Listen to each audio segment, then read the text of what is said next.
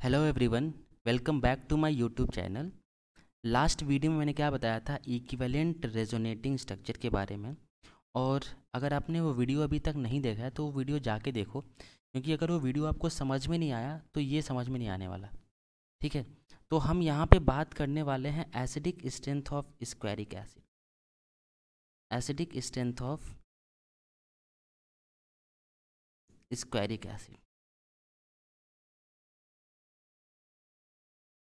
तो देखो, स्क्वेरिक एसिड क्या है? ये एक एसिड है, इसके नाम से क्लियर है।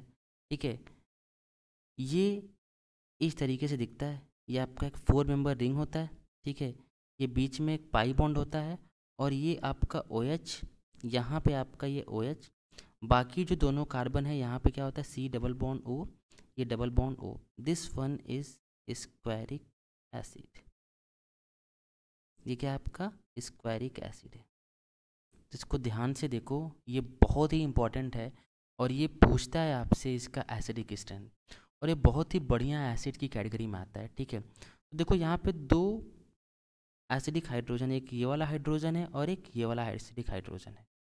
ठीक है, तो अगर मैं इसका pK कंपेयर करूँ तो इसका जो pKa1 होता है ये होता है आपका 1.5, और इसका pKa2 जो वैल्यू होता है ये आपका होता है 3.5।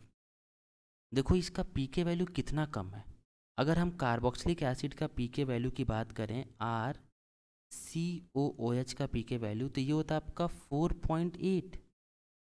और अगर हम सल्फ्यूरिक एसिड H2SO4 का पीके वैल्यू कंपेयर करें तो इसका pKa1 वैल्यू जो होता है it is -3 and pKa2 is +3। तो ध्यान से देखो, तो ये एक अल्कोहल है। ये क्या है? एक अल्कोहल है। और इसका जो एसिडिक स्ट्रेंथ है ये आपका कार्बोक्सिलिक एसिड और सल्फ्यूरिक एसिड के साथ ज़बरदस्त का टक्कर दे रहा है। ऐसा क्या खास बात है इस एसिड में कि ये अल्कोहल होने के बाद भी आपका ये बहुत ही बढ़िया एसिड की कैटेगरी में आ रहा है? क्योंकि तुमने देखा होगा कि जो नॉर्मल अल्कोहल होते हैं इनका पीके वैल्यू आपका 15 to 16 के आसपास जाता है, बहुत ही ख़राब एसिड होते हैं। लेकिन ऐसी क्या खास बात है स्क्वेरिक एसिड में? ये बहुत बढ़िया एसिड है। तो हम इसका देखेंगे कॉन्जुगेट बेस से।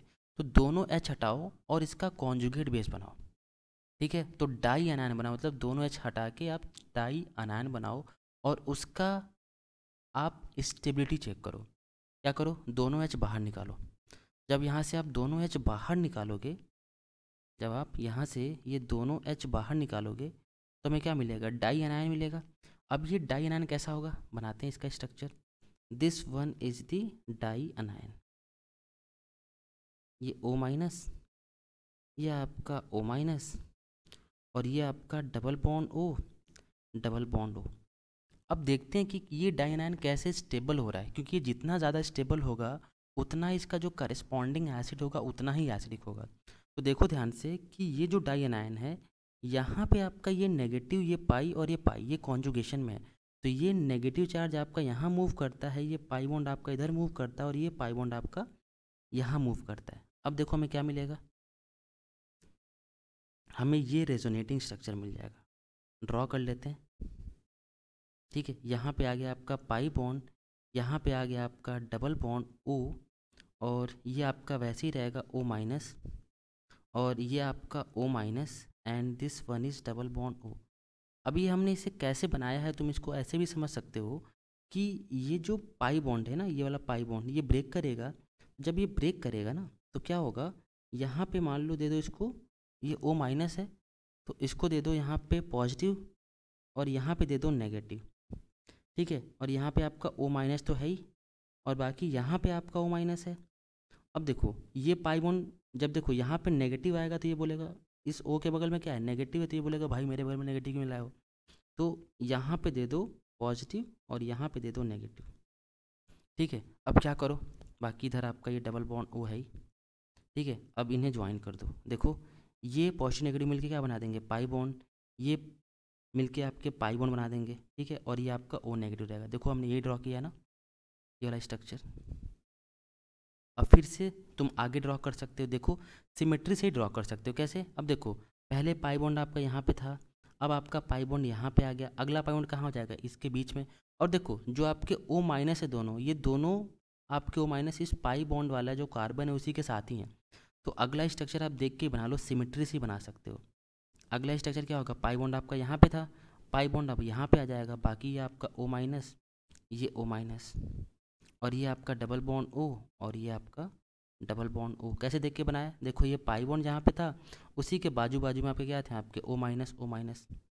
अगला बना लोगे, बनाओ, देखो क्या हमें यही मिलेगा, O minus O minus double bond O, double bond O। तो अब ध्यान से देखो, जितने आपके सिंगल बॉन्ड थे सब पाई बॉन्ड में कन्वर्ट हो गए। ठीक है, देखो पहले ये आपका सिंगल था, ये पाई बॉन्ड में कन्वर्ट हुआ, ये आपका सिंगल था पाई बॉन्ड में, ये सिंगल था पाई बॉन्ड, तो जितने आपके रिंग वाले सिंगल बॉन्ड थे सब पाई बॉन्ड में कन्वर्ट हुए। ठीक है, अब आप एरो से कैसे दिखाओगे, जैसे इससे ये कैसे बनाए हो बताओ, इससे आप कैसे बनाओ, ये देखो ये पाई बॉन्ड आपका यहाँ मूव करेगा। ठीक है, ये पाई बॉन्ड को इसको मूव करा लो यहाँ पे। ठीक है, तो इस तरीके से आपका ये अगला स्ट्रक्चर मिल जाएगा। ये बात समझ में आ गई। ठीक है, तो आपको कैसे ड्रॉ करना है स्ट्रक्चर, वो आप खुद इसमें आप क्या देख रहे हो, सिमेट्री देख के ड्रॉ कर सकते हो। ठीक है, चलो अब देखो ये जो कॉन्जुगेट बेस हमें मिला है डाइएनाइन का, this is stabilized by equivalent resonating structure. ये सारे स्ट्रक्चर जो देखो ध्यान से मैंने बताया था, what is equivalent resonating structure, कि पहला कंडीशन क्या है इसका, पहला कंडीशन ये है कि सारे स्ट्रक्चर आपके सिमिलर होने चाहिए, सिमिलर होने चाहिए। तो देखो सभी स्ट्रक्चर, ये आपका पहला, this one is second, this one is third and this one is fourth. तो सारे स्ट्रक्चर आपके सिमिलर हैं, आइडेंटिकल हैं, या इक्विवेलेंट बोल सकते हो इसको। ठीक है, पहली बात। दूसरी बात, दूसरी बात कि यहाँ पे सभी का ऑक्टेट कंप्लीट है। अगर तुम कोई भी O माइनस देखो तो यहाँ पे देखो इसका ऑक्टेट कंप्लीट है ना, तो सभी का यहाँ पे ऑक्टेट कंप्लीट है। तो दूसरा structure, octet of all the atom is complete, octet of all the atom is complete, तो ये भी आपका सेटिस्फाई कर रहा है। और तीसरा रूल क्या था इक्विवेलेंट रेजोनेटिंग स्ट्रक्चर का, कि negative charge if any on more electronegative atom. तो यहाँ पे नेगेटिव चार्ज जो है वो किस पे है, ऑक्सीजन पे है। तो इक्विवेलेंट रेजोनेटिंग स्ट्रक्चर का तीनों condition, similar resonating structure, octet of all the atom is complete and negative charge is on oxygen, ये तीनों सेटिस्फाई कर रहा है। इसीलिए ये आपका जो कॉन्जुगेट बेस होता है ना, ये बहुत स्टेबल होता है, और इसीलिए इसका जो करस्पॉन्डिंग एसिड होता है स्क्वेरिक एसिड, ये one of the stronger acid की कैटेगरी में आता है, इवन दो ये एक अल्कोहल है। ठीक है, तो आई थिंक ये सबको समझ में आया होगा, ये बहुत इंपॉर्टेंट है। तो इसका पीके वैल्यू याद रखना, और ये कितना होता है, कार्बोक्सिलिक एसिड से भी ये कम होता है पीके वैल्यू। ठीक है, तो with this we end today, thank you.